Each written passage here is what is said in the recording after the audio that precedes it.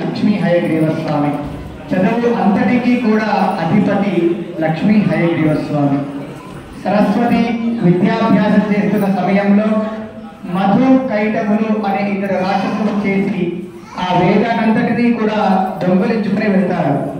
ఆ సమయంలో సరస్వతి వచ్చేసి విష్ణుమూర్తిని ప్రార్థిస్తుంది. ఇలా నా చదువుకు భంగం కలిగింది అన్నట్టుగా జరిగిన కదంతా చెబితే అప్పటి వరకు ఒక అవతారం కూడా తీసుకొని శ్రీ మహావిష్ణువు మొట్టమొదటిసారిగా హయగ్రీవ అవతారాన్ని తీసుకొని మధుకైటముల సంహారం చేసి ఆ వేదాన్నంతటినీ కూడా తాను తీసుకొని తనకు తెలిసిందంతా కూడా సరస్వతికి నేర్పి అప్పుడు సరస్వతి అమ్మవారికి హయగ్రీవ స్వామి విద్యకు అధిపతిని చేయడం జరుగుతుంది. అక్షరాభ్యాసం చేసి మరి వేదాన్ని అప్పగించిన గురువు లక్ష్మీ హయగ్రీవ స్వామి. స్వామివారు జన్మించిన నక్షత్రం శ్రవణ నక్షత్రం, అంటే ఈ రోజు ఉన్న నక్షత్రం. కనుకనే మనము ప్రతి 27 రోజులకు వచ్చే శ్రవణ నక్షత్రానికి మనం ఇక్కడ స్వామివారికి అభిషేకము, ప్రత్యేకంగా విద్యా వాచస్పతి హోమాన్ని మనం ఇక్కడ నిర్వహించడం జరుగుతుంది.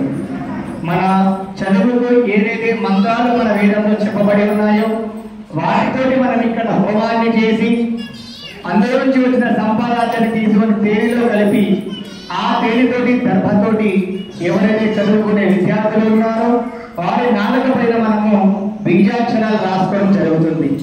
ఈ బీజాక్షరాలు రాసుకుంటే మనకి ఫలితం ఏంటి అంటే వాక్శుద్ధి, జ్ఞానశక్తి, మేధాశక్తి అనేది మనకి పెరగడం జరుగుతుంది.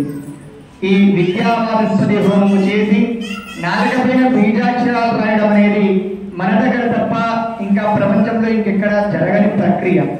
అంటే మనకి వేదంలో ఏదైతే జ్ఞాపక శక్తికి సంబంధించిన మంత్రాలు ఉన్నాయో వాటితోటి హోమం చేసి హయగ్రీవ స్వామి వారి యొక్క బీజాక్షరాలు రాయడం అనేది మన దగ్గర తప్ప ఇంకా ప్రపంచంలో ఇంకెక్కడ కూడా జరగని ప్రక్రియ మనం ఇక్కడ చేయడం జరుగుతుంది. ఆ తర్వాత విద్యకు సంబంధించిన హోమం అయిపోగానే సుదర్శన హోమం అనేది చేయడం జరుగుతుంది. ఈ సుదర్శన హోమానికి దంపతి సమేతంగా పెద్దవారు పాల్గొనే అవకాశం ఉంటుంది. ఆ తర్వాత ప్రతి ఒక్కరికి కూడా అన్న ప్రసాదం ఉంటుంది. ఈ విద్యావాచస్పతి హోమము, సుదర్శన హోమము జరిగే సమయంలోనే మనకక్కడ అన్నప్రసాద వితరణ అనేది ప్రారంభమవుతుంది. ప్రతి ఒక్కరు కూడా అన్న ప్రసాదాన్ని తీసుకొని వెళ్ళవలసిందిగా కోరుతున్నా.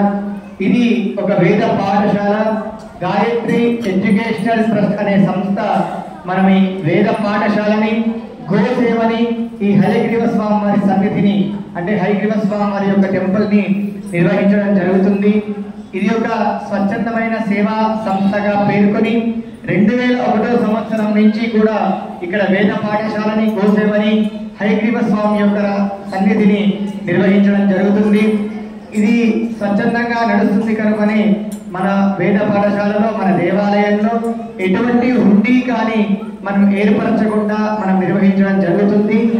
ఇప్పుడు మీరు తీసుకున్న టికెట్ అంతా కూడా మన వేద పాఠశాల గాయత్రి ఎడ్యుకేషనల్ ట్రస్ట్ కి జమ అయ్యి ధర్మానికి అంటే వేద పాఠశాల విద్యార్థులకి కావచ్చు, గోసేవకి కావచ్చు, హయగ్రీవ స్వామి వారి సన్నిధిలో నిత్య శుభదీప నైవేద్యానికి కావచ్చు, ఇటువంటి అన్నప్రసాద వితరణకే కావచ్చు, వీటికి మాత్రమే ఉపయోగించడం జరుగుతుంది.